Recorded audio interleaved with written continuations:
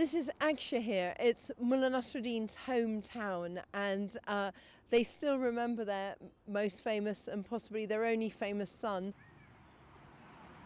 They've got a whole park full of statues illustrating scenes from his stories. This is the cauldron one, where the cauldron has babies because the neighbour put another baby cauldron in. What's this one? And this is the lake. This is Nasreddin taking a little bit of yogurt and putting it into a lake, and people saying, you can't make yogurt like that, and him going, oh, but imagine if it took, how amazing it would be. So I know these stories, I grew up with these stories, and my dad spent his life collecting these stories. And it's incredible and wonderful that in Turkey they've always had these, they've never forgotten them.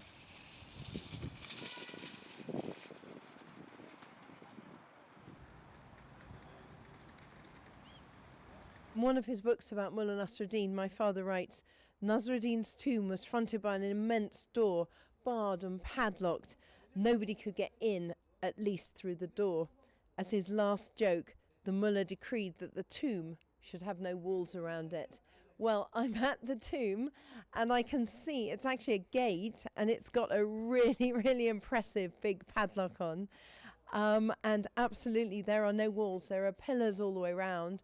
But if you pull out a bit, we'll be able to see that the municipality in Mulla Nasrudin's hometown of Akşehir has had the last laugh, because they've managed to put walls all the way around his grave. And I think my father and indeed Mulla Nasrudin would have been really, really amused to know that currently in Turkey there's a burning debate about, was Mulla Nasrudin a real historical figure or not? So I think that's almost like a Mulla Nasrudin story in itself.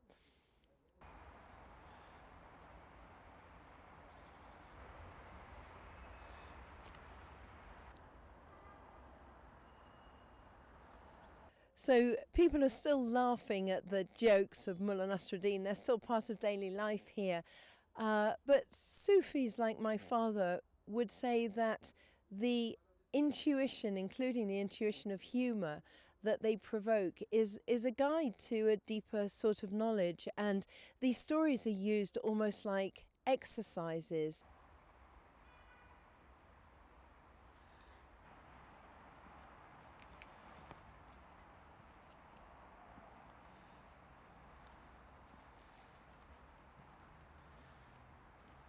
This circular piece of metal is the very centre of the world, as declared by Mulla Nasrudin here in his hometown.